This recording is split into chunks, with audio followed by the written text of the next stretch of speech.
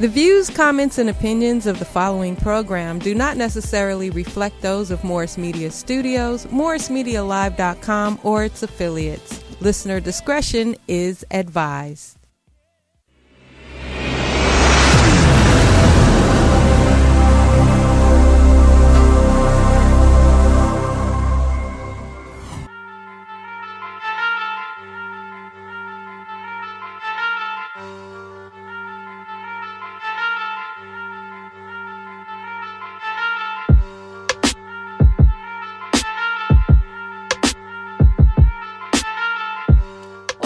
It's your girl Chelle. What's up, y'all? You know I missed you from last Thursday. This is my favorite day of the week. I don't mess with Monday, Tuesday. Ain't no humping for me on Wednesday because all I care about is Thursday because of y'all in this show. And you already know every week we have a different guest host highlighting people in the community. And today's guest has a special place in my heart. She's done so much for me and I've learned so much from her. And I want y'all to open y'all hearts to her as well. Please welcome to the show, Dr. Tanya Gilbert.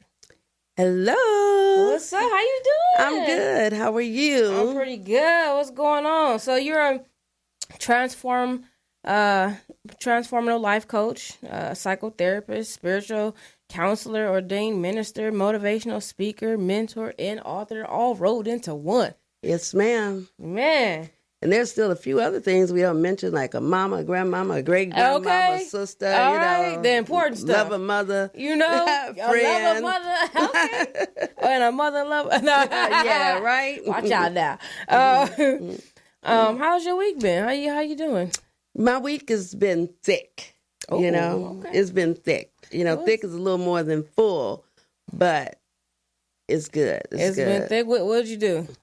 Well, I have... Again, you know, it's the beginning of a new decade. Putting it together for all of the events that's going to repeat themselves this year from last year. And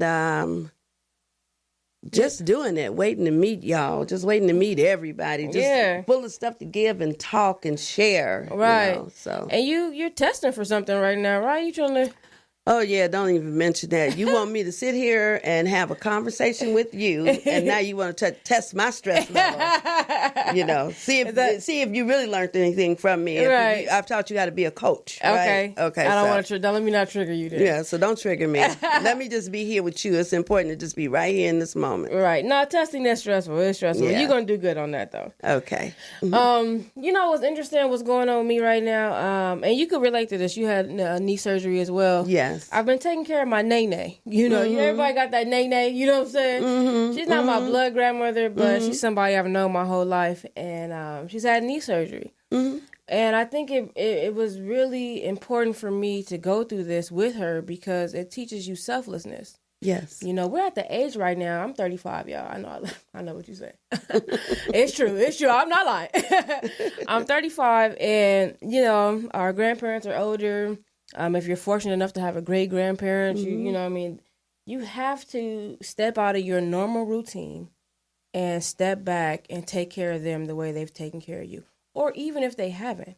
Yes. Because my grandfather is here too, and we don't have like a strong relationship, but I still love him, you know. And he's getting older too, so I've been going to go check on him. And it's so important. We can't leave our history behind.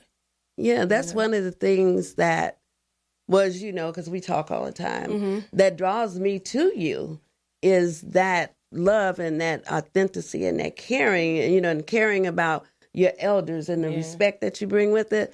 And that feels like something that has gotten lost somewhere. Right. And with folks like you and me and others, maybe we can reconnect that and rekindle it. Yeah. And some of what we're dealing with in today's society will change. Yeah. Because folks have just gotten lost from that. We're into so much individualism. Facts. That we forgot about the village, you know, and the individuals in the village. Right, exactly, know? Yeah. And we have to, like you were saying, bridge that gap. What do you think are some reasons we have had, the gap has gotten further away? Because before, I feel like Nana was around, Grandma was around, Granny was there. I don't know, and then all of a sudden, Granny disappeared. Well, just like with everything, it's some things, like bell bottoms. I'm a 70s girl, All right, take us back. I'm 70s, okay? And, we had all kind of bell bottoms. But one thing about it, most of the afros, the dashikis and the bell bottoms and the platform shoes, all of that attire from the 70s never went away. It started in as this trend, and, trends recycle themselves. But some things stick and stay, they don't go away. And so the disposable elders, it came in as like this be important, speak up for yourself, and you can't expect your kids in the public anymore, and all of that crap started where you couldn't discipline children anymore.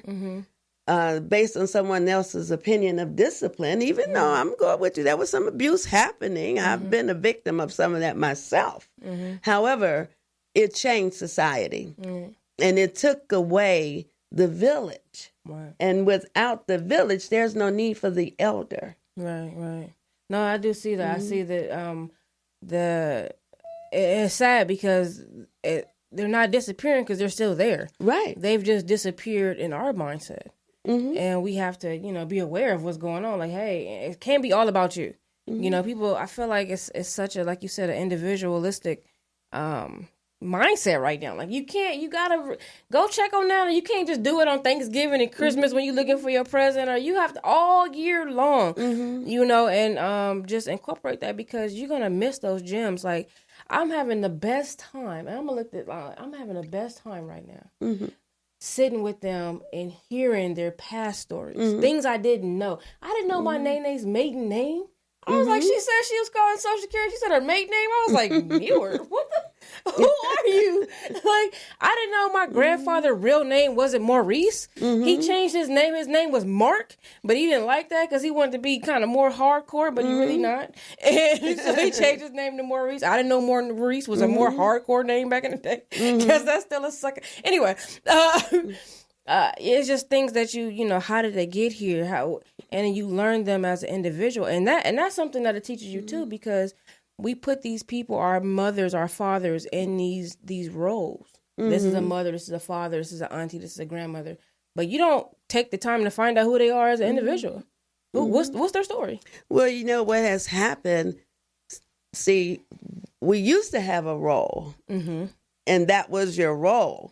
And folks looked towards that role when they needed something. Right. More than babysitting or, money to buy some cigarettes or, That's a blunt important or too, something. That's important too. But now it's not about a role. It's a position, and it's a job, and it has like an expiration date. It's like after a certain time, when I get to be a certain age, I'm not of any more use. Right. And so if I'm not useful, then I'm not needed. So then we get back into the shadows. Yeah, and that's out, and this is why y'all so dumb. And I'm going to say that because y'all not sitting down and talking to Nana no more. And like the communication is blurred. I feel like, that's why I wanted to start that thing, Talks with Nana, because we are losing that articulation that you learned from, hey, don't do that, don't say that, speak. Those manners, they're all of those values are disappearing. They are. And you'd be like, what happened? Why do people back in the day? Because Nana, y'all not paying attention to Nana. You know what I'm saying? So I think that was my lesson for the week. And I just want to say what you're talking about, those lessons and articulations, how when I was growing up, that was just normal. Right. Just normal. It was expected. I was with my grandson, and we were at the hospital, and I was speaking to him, and he says, yes, ma'am. Yes, grandma. My grandmother, just using that respectful language, this natural flow. And a woman walked in, she didn't even know us, and she said, did I hear him say, yes, ma'am? I know, she was and shocked. I was like, yeah. She said, oh, my God. I haven't heard anyone say that in years. And I'm like, well, because we're not sitting at the table anymore. We're not having those. We not. We don't eat together. And nobody's baking bread anymore. And not only that, I'm catching Nana in the street, and she bad now. Nana's out here with Nana ain't acting the same no more. She at the grocery store turning up. It's like, hold on. Like, cause she don't have no structure either. Yeah. You feel me? She's alone, so when she finally come out, she wilding out. Now we got Nana out here wilding out because we not in we got this cycle. We can't have this no more. I saw Nana the other day too with some hot pants on. And I said, not your Nana. Word, dog. Everybody, because that's how I feel when I see somebody that's a senior. I feel that's endearment to me. Yes. As soon as I see you, I feel endearing. That's my Nana. That's Paw. That's everybody. That's how you should feel. You know, that's how we survived slavery. It wasn't about blood. It was just about you knew you had to step up. So that's how I really feel still at this point as far as community go. When you see somebody, that's everybody Nana. And Nana out here with hot pants on, and I'm blaming y'all. So go check on Nana and take her trash out. You know what I'm saying? Wipe her house is filthy. Go for real. Go wash her house. Take the time out. Take a day, a week. Stop being so selfish because these are the important fibers in our community. So if y'all don't do nothing else, call Nana. And I just want to back up on that one little thing. Yeah. I mentioned that the generation has gotten lost. Nana has gotten lost too because no one wants to feel insignificant in their life. So Nana's out there with them hot pants on, not because she don't know better, but she's trying to fit in. Yeah. She's trying to not be insignificant, trying not to get lost in the shuffle. Yeah, for real. Y'all got Nana on Facebook doing it's ridiculous. Like she on Facebook talking about the family issues. Like, we gotta get a handle on all of this. It's getting out of control. But it's very important. I know I joke about it, but it's something that's very serious. I want y'all to keep that in mind. Keep everybody in mind. Be mindful. Be aware of who you are and what role you play in family and community. It's time for you to step up and be a foundation. We were so on Nana's back, but it's time for you to be part of that foundation and build too. It's time to grow up, y'all. Every week we have a girl crush of the week. This week it's a whole bunch of girls, whole bunch of women, whole bunch of people. It is every woman, every athlete, past, present, and future of the WNBA. Clap it up for them. There go the logos throughout the whole years. The first WNBA game was June 21st, 1997. There go the logos. I like the original one. That was dope to me. But all of them look good.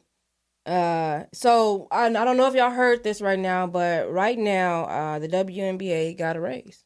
Right. So for the first time, they're going to be making a little bit more. They say the number. Look, I don't want to say the numbers because the numbers still sound very low to me. I want to be grateful, but when I was reading over the contract, it's kind of like it's kind of like, man, they should have kind of already been treated like this. So now they were already at a deficit. Now they had to step up, kind of like minimum wage. You know what I'm saying? But this is what they gave with the new contract. It's going to be a raise to $250,000 minimum base salary from $117.50 in 2019. So they're going to get a six to seven figure deal now. Top earners. Also, they get benefits like premium economy class for all player air travel. Why wasn't that, that's the thing that why wasn't they getting air travel? You mean to tell me Lisa Leslie was riding coach? Y'all was putting her on a Spirit? Come on, man. So they just now getting first class tickets. I guess we supposed to be. Y'all should have been doing this. Shout out to the WNBA though. I'm glad y'all finally taking a step forward for the future. But okay, let me see what else.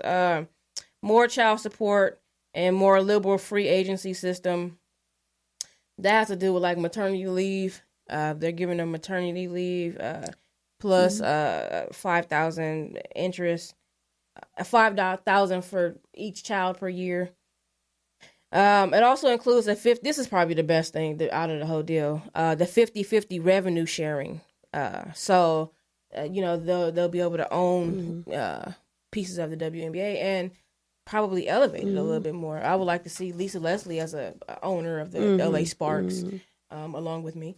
But I think, go ahead. I just want to say I'm happy you bringing this up and you keeping it in the front. Mm-hmm. But a lot of folks and women, folks, are not even aware, and it was on television today, about we take equal rights for granted. Yeah.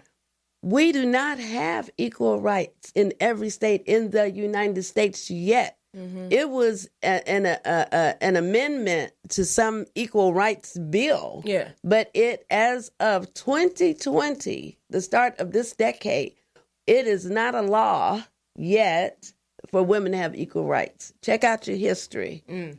It is not the law. It's an amendment to a bill. It's not the law yet. No, I agree. I've been saying this about the WNBA specifically for the longest that, like LeBron James, his grandkids can eat off of what he's done. Mm-hmm. And I mean this with the utmost respect, but, I don't think Lisa Leslie is at that point. Mm-hmm. If it wasn't for additional sponsors or things that she did, maybe it's not strictly, if she's making it, it's not strictly from her NBA, her WNBA contract. Mm-hmm. And that was one of the most famous, players of all time. Mm-hmm. So that's ridiculous.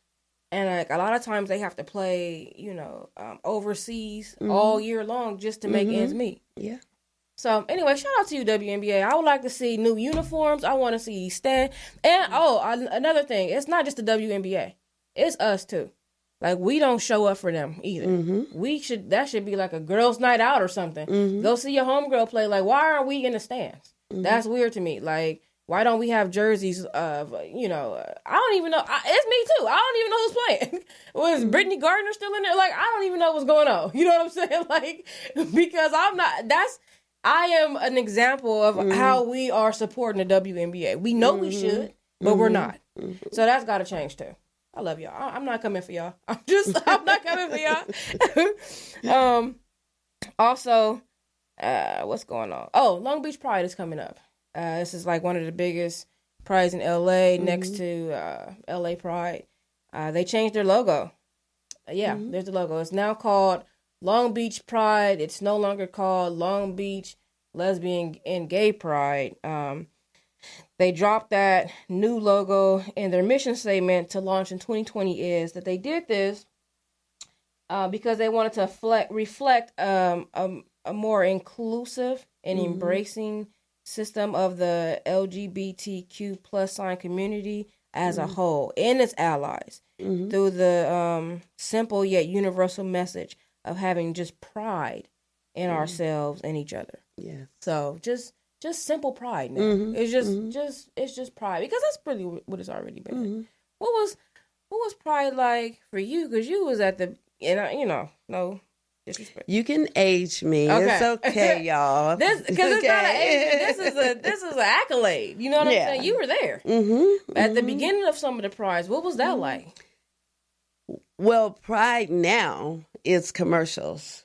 Pride now is folks tagging on to the community for business. When, I wasn't there in Stonewall, but close to it. Right. Very close. But then it was about being visible, and what we stood for and wanting acceptance and things like that. It wasn't about go down to Bob Lowe's car dealers because he supports you. Right. Now the Pride celebrations, I have to say, I don't attend many Pride parades or anything anymore because they've lost purpose. And it's great to continue to have the visibility, but the purpose that they started with is not there anymore. How can we get that purpose back? The same way we can get folks back sitting at the table with Nana. It's got to have meaning. Right. The generations, I remember when I was younger, about your age, actually, there were clubs that I couldn't go to because I was a Black lesbian. Wow. And they would legalize us out of them. And what I mean by that, you could come, but you would have to show 3 forms of ID with pictures on them. 3? Otherwise, you couldn't come in. What's three? Give me an example of 3 picture IDs, because I don't even have 3 picture IDs right now. Back then, it would be your driver's license or your state ID. Okay. But stereotypical things for Black folks, just because we are dark skinned, we're poor, so they would ask for your Medi-Cal is what we call it out here, but your social service ID, because you had an ID from social services that would have a picture on it. So that means you didn't work, I didn't know and that. they would actually ask you for that.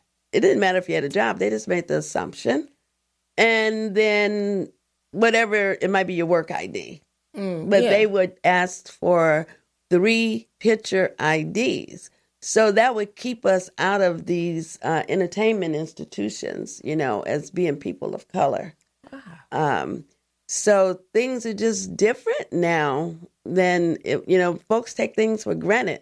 They're forgetting the trailblazers, they're forgetting the activists and those like me that were locked out of places, and they just take everything for granted.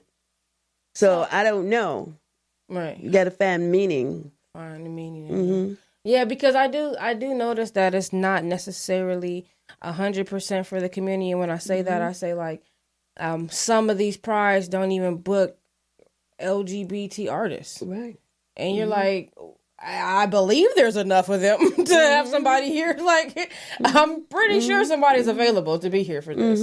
And that's no disrespect to people who come who consider themselves strong allies and who haven't even dabbled a little bit, but you know what I'm saying? That's not the same as supporting, holistically your community and giving them the opportunity for that platform. So I totally agree with that. In the meeting, I'm just like, what can we do specifically to make it less, like you said, commercial? Because it is starting to be about product placement. Politics. Yeah.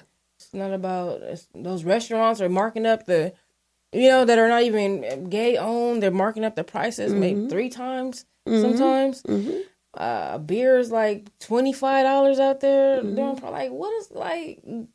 You're exploiting this time of pride. So I don't know. You're right. We need to get back to it. I agree with that. Anyway, if you want to go, what a promo. If you want to go to the commercial, no, if you want to go to Long Beach Pride, it's going to be March 15th to the 17th. And they do have $20 early bird tickets right now available at longbeachpride.com. So it's still good. What I do like about it is you do find pockets of community. You find pockets of real conversation. You get to turn up with people like you. So it still has a meaning to a certain extent. But is it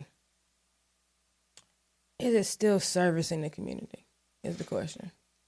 It still serves the community. I believe it still serves the community because it helps us still feel like we have a community. We have somewhere to go, something to look forward to. We just have to learn how to start participating different.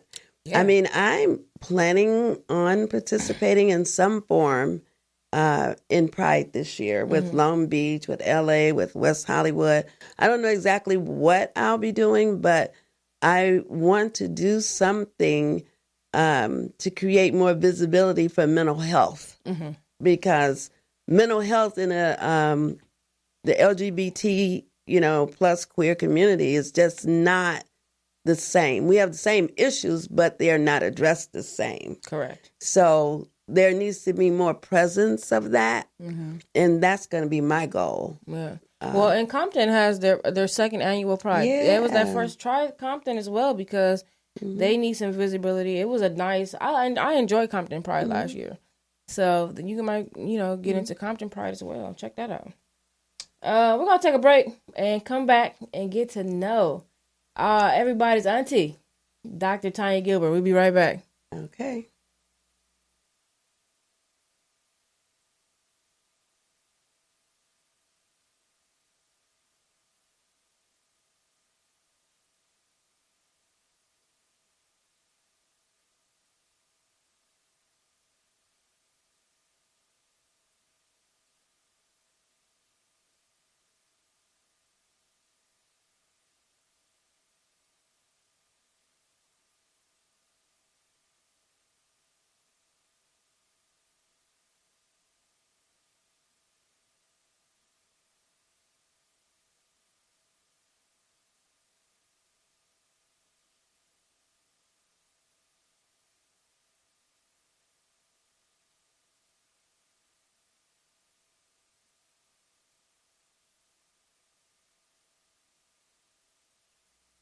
Yo, what's up? That was a quick break because we're in between. You know, I like to be transparent with y'all.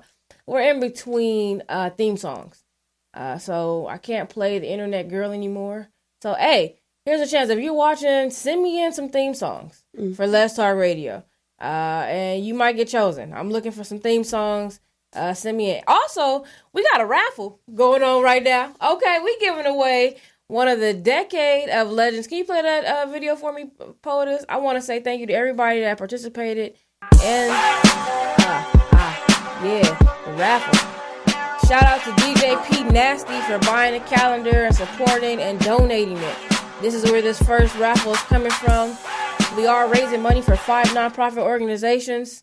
So we're excited about that. And we're going to find out who the winner to that is in a second. Stay tuned. So, welcome to the show again. I'm excited to talk about all the things that you bring to the community because it's important to have somebody to go to for wisdom that you could talk about freely and who understands your feelings for women and, you know, your community and how you really feel. So thank you for doing that. Let's find out how you got to this road. Where'd you initially grow up? Well, I was born and raised in Chicago, and I've traveled extensively throughout the United States. But in 2006, I came to Los Angeles for an interview.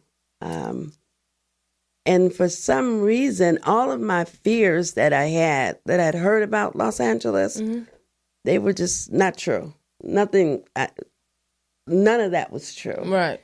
And since it wasn't true, I allowed myself to explore while I was here for the interview. And matter of fact, I extended my time here. Instead of being here for 3 days, I stayed here for like 3 weeks. Wow. And during the time that I was here, I never got lost.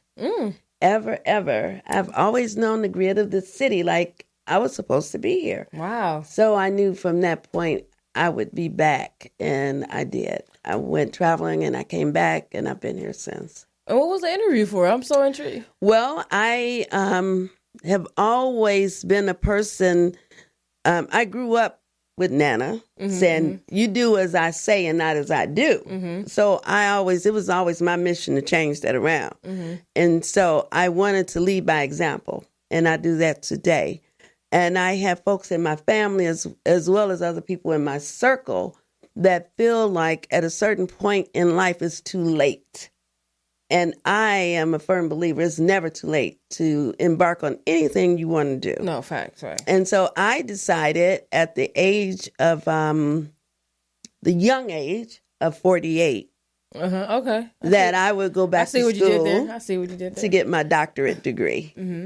And I did that at 48. I went back to school.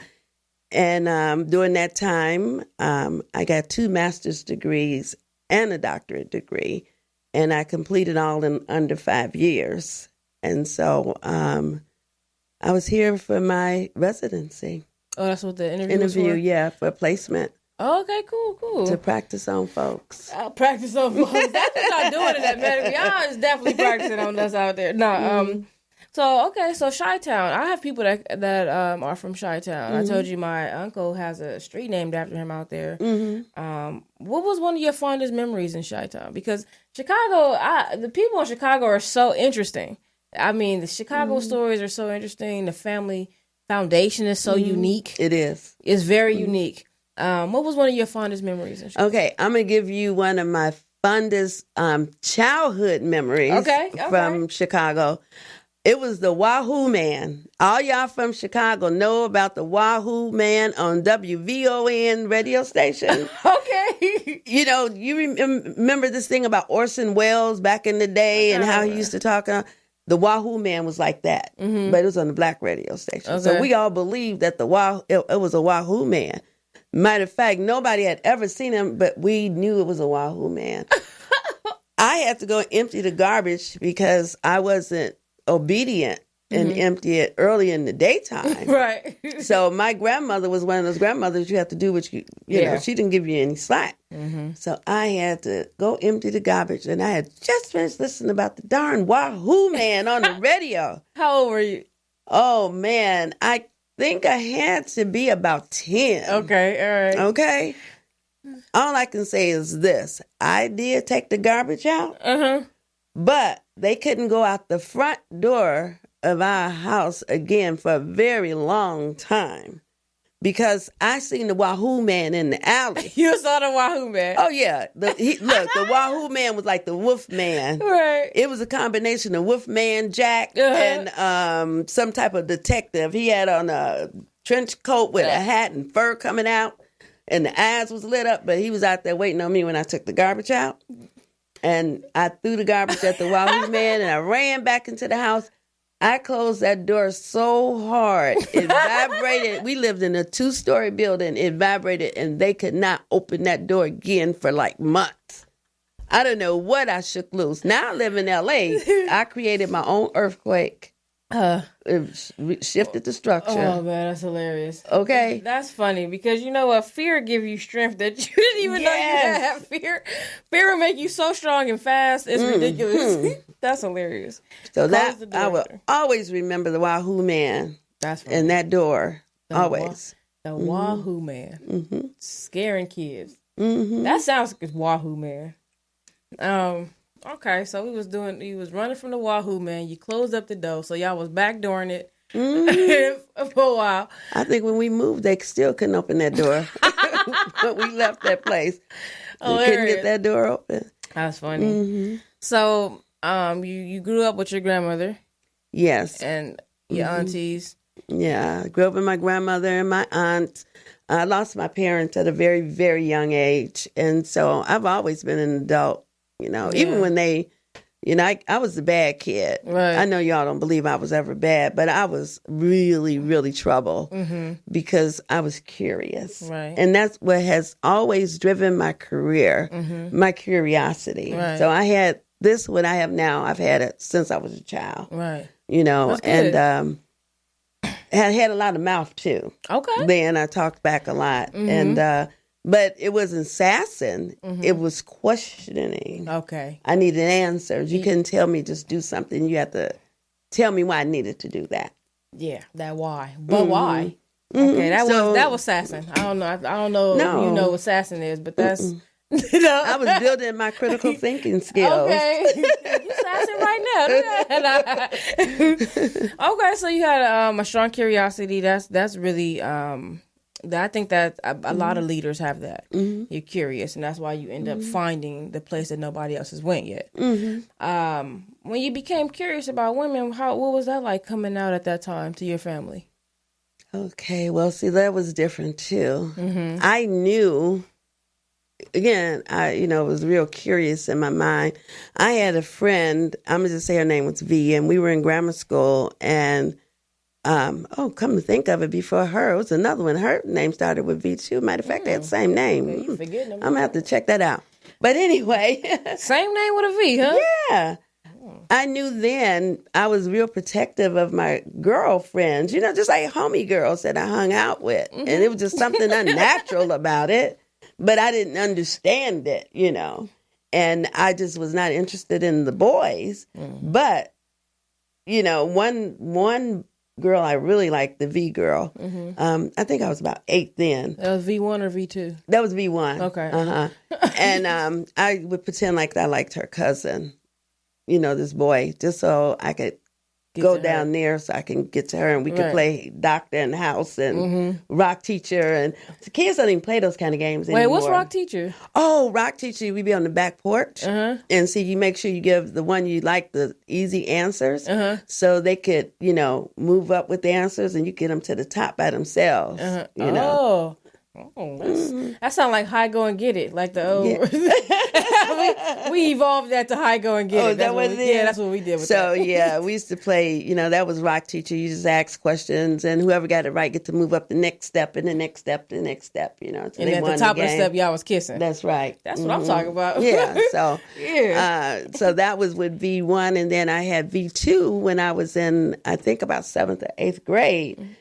And she was one of those kind of special kind of kids. Now that I'm older, I realize she was a special person. And I would always protect her because people would bully her because she was real subdued. And I would be her protector. And so when we had a pajama party, I was kind of restless, didn't understand what that was about. Right. So I've had these events through different points in my life of trying to explore where my feelings were coming from. So it wasn't like a just come out. Right. Now the real come out, you wouldn't believe this real come out. Okay. I was grown, moved away from home. I had been married, divorced, children. And I was at my own house, minding my own business. But it was the first time I decided to bring a girl home. I mean, like as an adult, bring a girl home. And Chicago, winter, snow, that kind of thing. So I had this pad sitting on my porch where you take your shoes off and leave your shoes in the vestibule. Right. I don't know if they have a lot of vestibules out here, but we have vestibules where you sit your shoes, Right. And my sister came home, and she kept trying to figure these shoes out. And I didn't know that then, but I knew it when we came out the room, and I came out the room, and the girl that was my guest, her shoes was sitting on the cocktail table in the living room. Yeah, my sister had took her shoes and put them on the table because she was trying to find out who these shoes belonged to. She took them off the vestibule. Yes. And then put them on the cocktail table. Yes. Because she wanted to know. I can't use the language that she used. Yeah, you can. That's cool. We Honey. We cool with that. Are you cool with that? Yeah, we like that. But my sister said, well, I don't know who fucking shoes these are, but that won't get out of here without coming to me to get them. Because I know these are man's shoes, and ain't no man got no feet this small, because if he is, he don't have no dick. Oh, wow. That's what my sister said. That was. And let her soul rest in peace. My sisters have passed on, and she was my best friend all the way into the day she left here. But my sister did not fool around, didn't joke. And it hurt her feelings when she found out I was a lesbian. Wow. It hurt her feelings. But then... What hurt her feelings? That you didn't tell her, or that you were a lesbian? Probably both of them. Okay. Probably both. But once she... we were able to have a conversation. She still didn't like lesbians, but she loved her sister. And then eventually she got into the place of acceptance, period. But everybody in our family thought my sister was the lesbian and not me. Yeah, they always think the more aggressive women are. Yeah, my sister was like real, more masculine identified. Right. As a woman, very aggressive, very assertive. You'd be surprised how many heterosexual women are masculine presenting. Yeah. That's a real thing. Yeah. That's a real thing. With the mustache and everything, and they got a husband and kids, and ain't thinking about no women. Like, you'd be like, oh, okay, well, I like your 5 o'clock shadow. You killing that. So you are a clinical therapist, and you do, life coaching. If you don't mind being vulnerable with us, what is something you would consider like a past trauma that you had to get over, and how did you process that? Well, most people that know me, that come see me as clients, I'm very transparent. And the only way I can help you, again, like I said, through leading by example, no one can get over any trauma until you're able to speak on it. If you keep it down in here and hold on to those secrets, you never heal from them. So it's not hard for me to speak of my traumas. I've had pretty much, that song, I'm Every Woman. I am every woman. So if you think of any trauma, I'm a survivor of that thing. Right. Okay. And the way you get through trauma, first you got to face it. You got to own it. And then once you own it, you can explore how it's not your trauma. You know, you just happen to be collateral damage to somebody else's issues. Right. And that's really the makeup of it. And I know it sounds simple when I say that. But it's so hard to digest. It really is. Yeah, but we and I say collateral damage because the person that has done whatever this trauma may be to you more than likely has been traumatized themselves. Correct. And they're just acting out on not being seen, heard of, taken care of. Just like the victims that traumatized me, I call them victims because I'm not the victim. They were victims and they weren't tended to. So it's a place, you know, for all of us in this to heal. Yeah, facts. And that's why you wrote your book, right? Exactly. Feeling stuck? Don't ask a friend. You know, and I remember the emotions told you, don't ask my neighbors. People seem like they want to ask a lot of other people, but don't ask the right people. Exactly. So you're saying I should ask a life coach. Hire a life coach. Life coaching made simple. How did you make life coaching simple? I didn't make life coaching simple. We take everything and make everything so complicated, you know. And so what I did with this book, because I am a life coach and because I am a therapist, there is a distinct difference. But most folks kind of look at it as murky waters and don't understand the differences. Right. As I'm going to go back a little bit. I'm not only a life coach, transformational life coach. I am a psychotherapist, and I'm also trained as a psychoanalyst. And those are three distinctly different therapeutic approaches. Okay? And you talk about that in the book. Yes. With being a psychoanalyst is that stereotypical thing that you usually see when you think of a therapist, the person on the couch and the therapist sitting behind taking notes. Right. Well, being an analyst is a person is not having trauma. They're just like stuck in their life. And they are trying to understand why they do what they do. You know, what can they do different? And so it's a different therapy. You go to therapy every single day, about 3 to 4 days a week. And you go in and you talk to the therapist, and the therapist take notes. They usually don't talk back. And then after a certain amount of time, they'll give you feedback on whatever they've come up with. You, they interpret your dreams. They do everything for you. And this help you. I'm not giving it to you clinically because people really wouldn't understand all the clinical jargon. So what it does is help you understand how you arrived at the place that you are. Right. Okay. And then you can see a therapist that can do some psychodynamic work to give you some skills and tools to get you out of there. And that's what I like about your book. It's very interactive. Matter of fact, POTUS, I got a picture of one of the exercises in the book. So you have a question you should ask yourself before you even see anybody, right? Things you should ask yourself, examining 3 things. Why am I choosing you? You know, ask a life coach, why am I choosing this life coach? So when you're choosing life coach, that's what you want to do.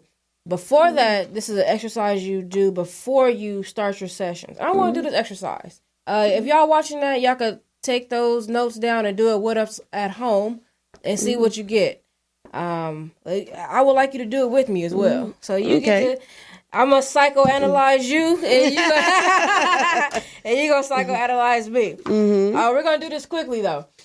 So we're going to make it fun. We're going to make it fun. So the exercise, you got your pen and paper? I have my pen and paper over here. Y'all got your pen and paper? Yeah, I got your pen and paper. So this is a good exercise to do before you start a session with Dr. Tanya Gilbert, preferably. And then he's going to ask you some questions about how you feel. So the first question is, I feel like. So do I just answer that how I feel right now? Just. Well, this book is small. It's thin, but it is so meaty and powerful. I took out all of the commercials out of it and just kept the meat in it. And what that question is asking you, you've already read the book. You already know if you need therapy or if you need life coaching. So these questions, it doesn't matter if it's going to be a life coach or a therapist. These is your pre-session questions. Mm-hmm. It's like, how am I feeling? Well, you need to know how you're feeling, so why are you going there? Okay. Why are you going to see the person in the first place? I feel like... Ooh, that's hard. These are hard questions already. I feel like... Okay, how about that? How about if I write that? Bet you're not ready for that. I'm going to try to skunk you. Oh, so now you're going to want me to answer those questions for you? No. Oh, okay, because I'm about to charge you, girl. Okay. So then I think I am...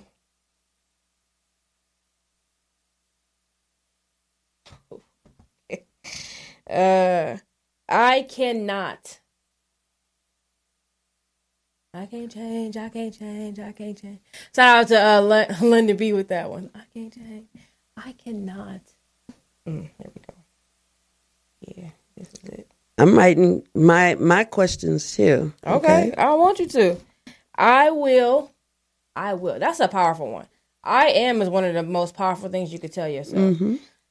So that I like that, but I will is more of an action.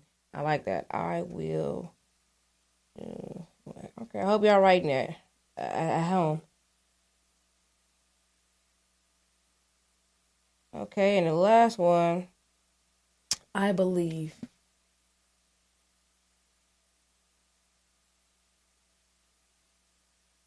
Okay. You got yours? Mm-hmm. Okay. So let me hear yours first. Okay.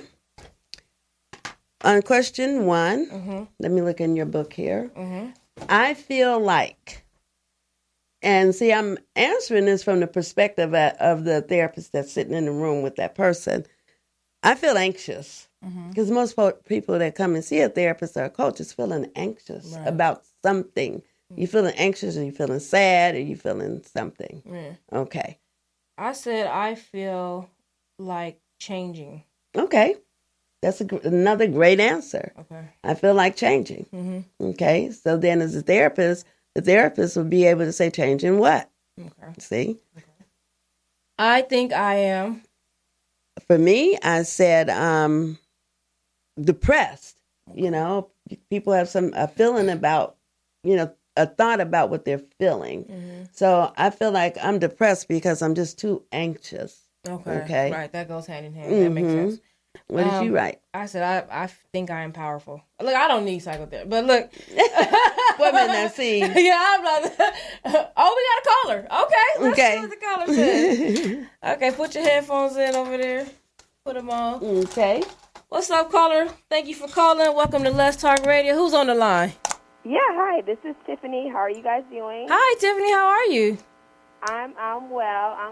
I was observing you guys do the exercise, and I felt like I wanted to participate, and maybe Dr. Tanya could, chime in on what she thinks.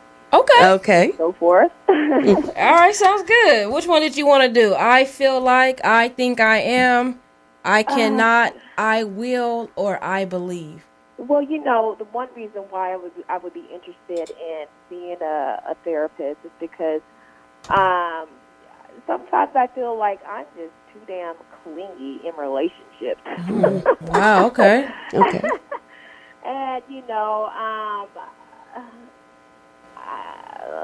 I don't know. I mean, and then we'll skip around a little bit. And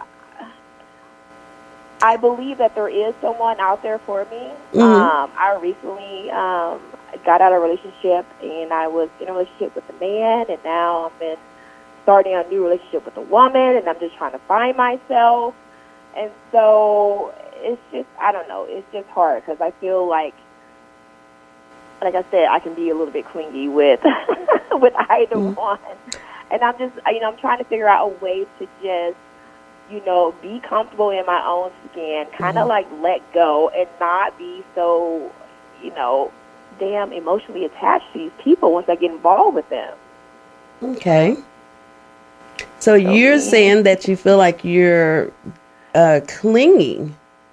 Well, if you were coming to see me, I would probably help you explore what feeling clingy mean, as well as help you understand your feeling clingy has something to do with feeling lost or feeling the need for attachment or not being able to attach, The therapist side of me would say it's abandonment, things from your past.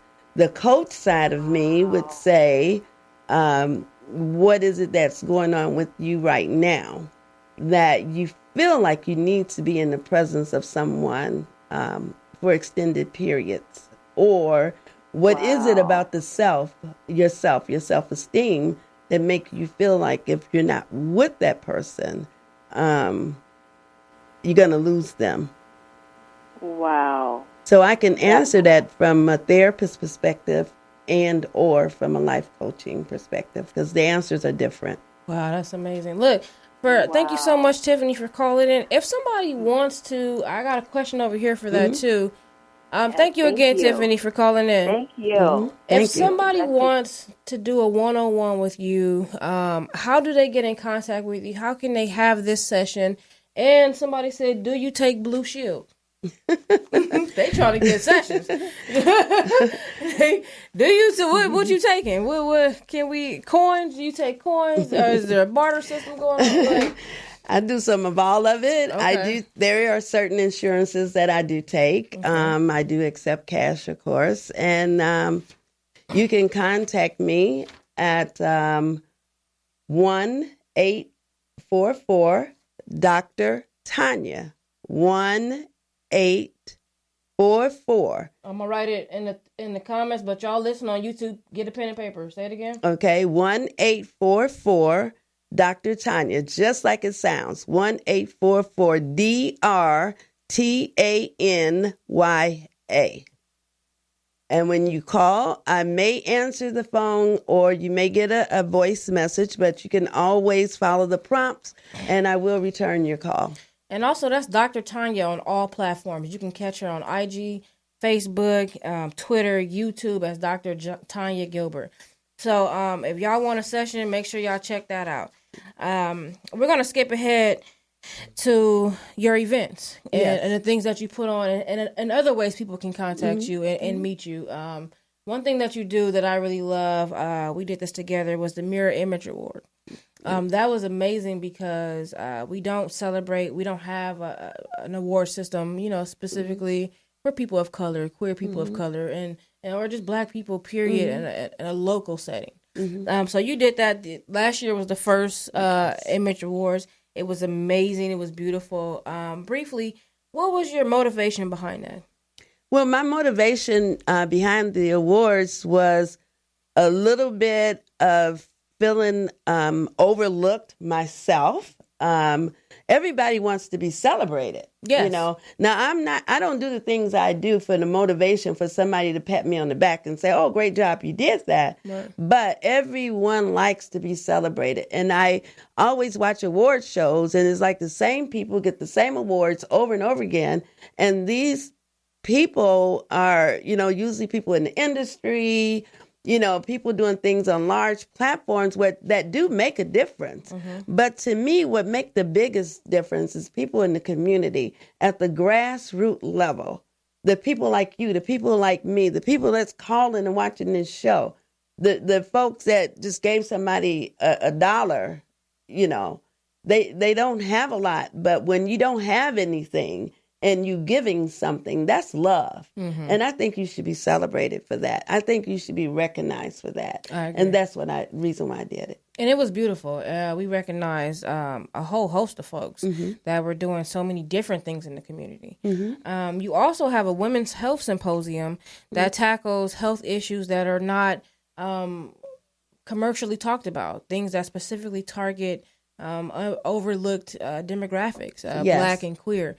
This year you're going to do something different with your symposium because usually it's been very inclusive. Yes. But this year, what are you doing differently? Well, this year, for my women's health, I've been doing the annual Women's Health Symposium since 2014.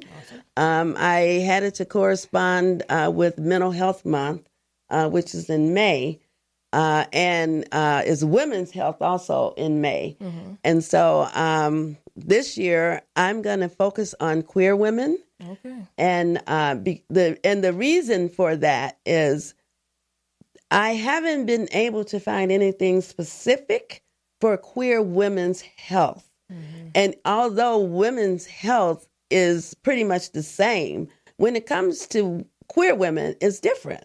I have queer women friends, and even myself. I go to the doctor to get my pap smear or something. They want to take a pregnancy test. And I say, oh, I don't need a pregnancy test. Oh, well, that's just the way we do it. You got to. But I haven't had sex with a man in 41 years. Why do I need a pregnancy test? So to help address and bring some of those concerns to the forefront, to teach the community different. You know, I have some of my masculine identified sisters that wear straps. And they just take it and like throw it on their back like a knapsack or whatever, you know, until they get to the next one and they take it down. They,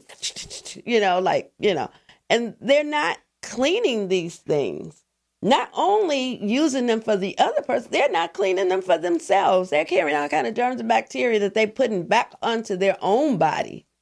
You know, there's a lot of queer women that don't understand disease transmission. You know, just because you're with a woman doesn't mean you don't transmit sexual infections, you know. So I'm just saying there is just a host. I can go on and on to family issues, you know, with adoption and how you raise your children. And the proper bra to wear. Yeah, the proper bra to wear. You know, how do you help your kid explain that they have two mommies? You know, so I really want to focus on queer women's issues this year for the health symposium. I'm excited about that as well.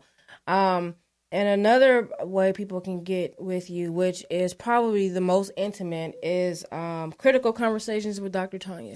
Yes. And what does that encompass, and why are you most proud about that? Okay. I started critical conversations because, again, most things I do, they come from being close to my heart. Having conversations with my grandchildren and with my kids and my niece and my nephews, things that folks shy away from talking about. Even I just lost my my aunt. She's 91, and no one knows what to do because no one has conversations about death. We're all going to leave here, you know. But I have, in my critical conversation series, I talk about how to maintain your individuality when you're in a relationship. You know, when we're in relationships, we always give up ourselves, one or the other person. You lose yourself in the relationship. I talk about another one is getting unstuck, finding your way back to yourself by saying no. You know, you got to say no. We don't know how to say no. We don't say no to our partners, our children, our bosses. So having those kind of conversations. Also, conversations about going the distance because we all face hardships. Yes. And how do you deal with those hardships? You know, yes, it's some type of resiliency, but where do you start from? Right. And so I talk about everything. So the critical conversations is anything you want to talk about. Where can they be found? On YouTube at Moments with Dr. Tanya on YouTube. Please subscribe to my channel. So subscribe to that, because just the way y'all called in, you'll have a more access to her there, and y'all can have more sessions and have real conversations, because that's what it's about. And y'all have access to Dr. Tanya. That's Dr. Tanya Gilbert on all platforms. Subscribe to Moments with Dr. Tanya on YouTube. Get in on this. Get this book. Feeling stuck? Don't ask your friend. You about to lose friends. Don't ask them. Okay? Hire a life coach. Hire Dr. Tanya Gilbert. Hire Nana. We need to get her back in here and get this wisdom. Get these gems, because she's full of them. And the book has really good exercises. I encourage y'all to get that. I read it today. I had a great time reading it. It's on Amazon. It's on Amazon. So Amazon Kindle. I'm gonna have it on the IG story tomorrow. POTUS, let's do this. Let's do the outros, and then I'm gonna do the raffle. Make y'all wait to the very last minute on the raffle. You gotta watch the whole show. What's the outros, Poets? Okay, she on it. All right, we got Concentric Volume 2. This is awesome. These are conversations with masculine of center men, masculine of center women, people, individuals. Really good conversation. It's going to be at the High and Tight Barbershop this time, and that's January 31st, 2020. I'm excited about that. Make sure y'all get y'all tickets and be there for that. And that's a queer-owned barbershop as well. What else we got? POTUS. What else we got? We have a Love and Art Gala that's happening February, I believe, 8th. That's going to be dope. Complimentary wine and goodies. Don't miss that. I'll be promoting that all week. What else we got? No, we did Pride already. They changed their logo. Our sponsor. Arlen Hamilton has a book coming out March 20th. It's March 2020. I want to say March 5th. Make sure y'all get this. It's called It's About Damn Time. It's how being underestimated, you could use that to your greatest advantage. That is facts. She did it. She was one of the sponsors for the show. She's teaching me how to do it. Amazing. Make sure you get that. That is a wealth of knowledge right there in one book. So shout out to Arlen Hamilton. And make sure you guys are watching her podcast on Apple Podcasts.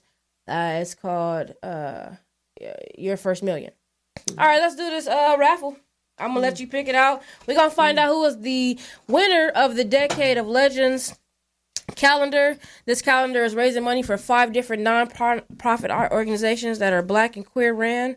We're excited about that. Our goal is 10,000 calendars by March 1st. And the first person to get the free calendar giveaway is, go ahead, Dr. Taya. Let's see here. Oops, I got stuck. We'll take that one. Okay. The winner is Dread Rock SGE _. Congratulations, you're the winner. I will inbox you and get your address and send you out your calendar. All right, we did that. Thank y'all so much. We'll be doing the giveaway every week, hopefully. And thank you so much, Dr. Tanya, for being here with us. Thank you for having me. My pleasure. Catch her on all platforms, Dr. Tanya Gifford, and catch me here next week. Loving on y'all because you already know I love you for real. I'm out.